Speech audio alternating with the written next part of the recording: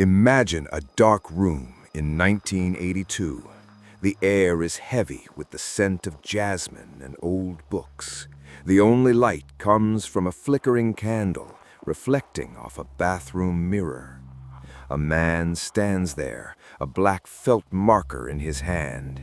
He isn't writing a song. He isn't writing a letter. He is writing a death warrant for mediocrity. 100 million copies, the biggest-selling album of all time. The world called him a dreamer. Some called him eccentric. But Michael Jackson wasn't just a pop star. He was a scientist of the human mind, a man who used a hidden psychological blueprint to turn a shy kid from Gary, Indiana, into a global deity. But here is what they didn't tell you. The Moonwalk, it was a calculated heist of street culture. The 45-degree lean, a patented mechanical engineering that defied physics. The $47 million bet on the Beatles, a cold-blooded business move that broke a legendary friendship. Today, we aren't looking at the performer, we're looking at the architect.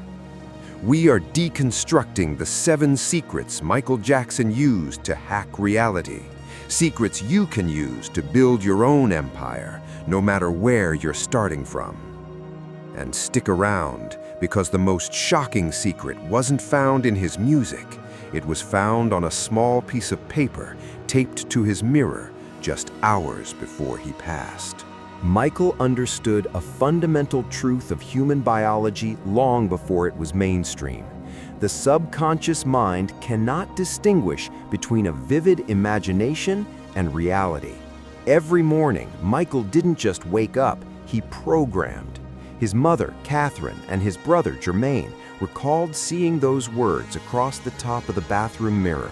Thriller, 100 million sales, sell-out stadiums.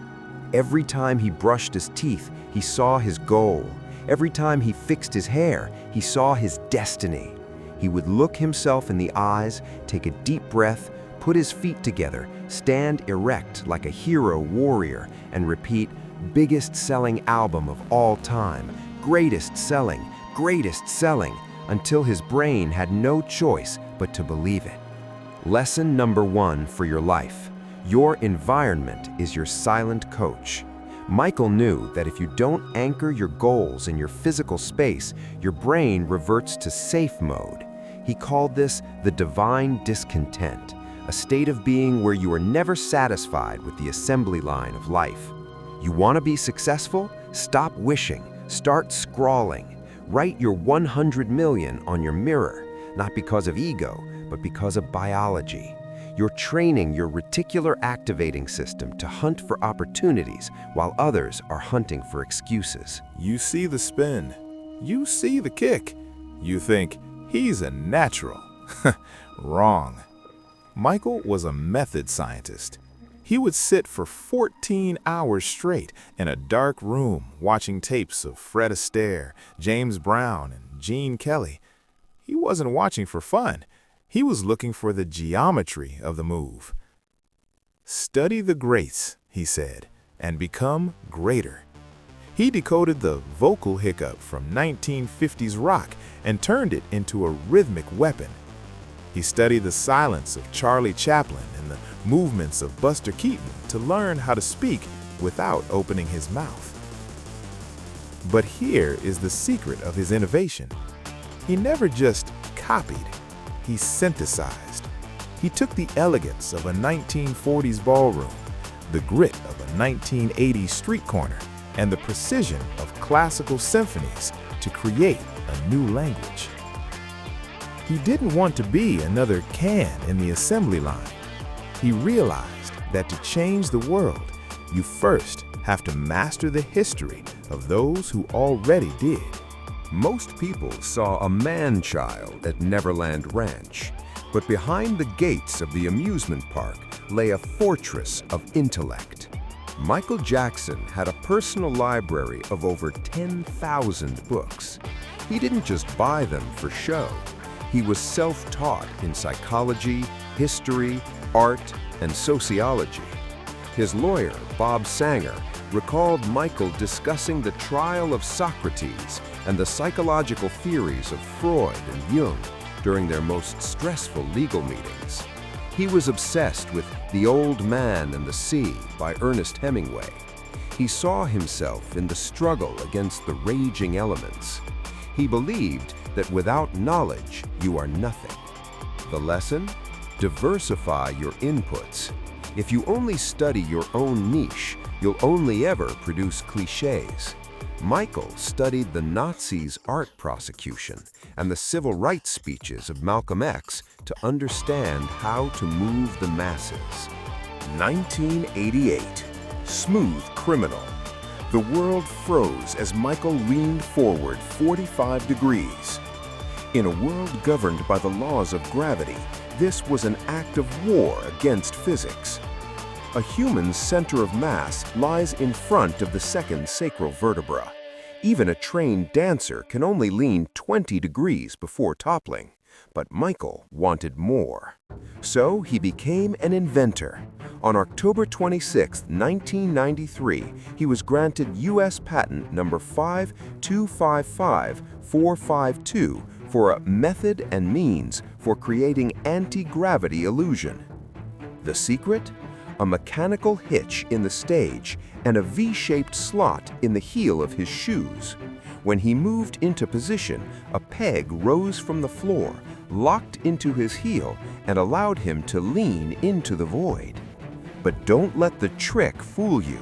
To pull back from that lean, you need core strength that would make an Olympic gymnast cry. He spent months training his Achilles tendons and core for a 3-second illusion. The lesson? Technical innovation is useless without physical mastery. Michael didn't just use a gadget, he trained his body to be the engine for that gadget. People forget that Michael was a shark in a sequin suit. In the early 80s, Paul McCartney gave Michael a friendly piece of advice. He explained the power of music publishing.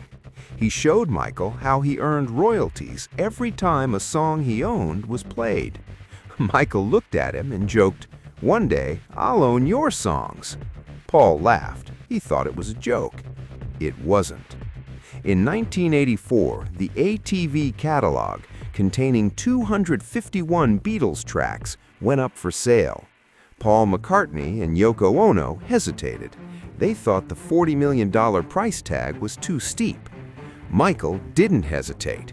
He understood the foresight of assets. He offered $47.5 million. He didn't just buy a catalog, he bought the crown jewels of music history.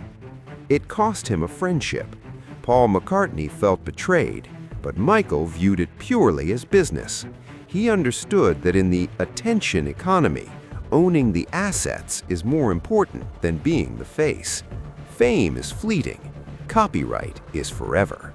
Perfection has a price, and Michael was willing to pay it in blood.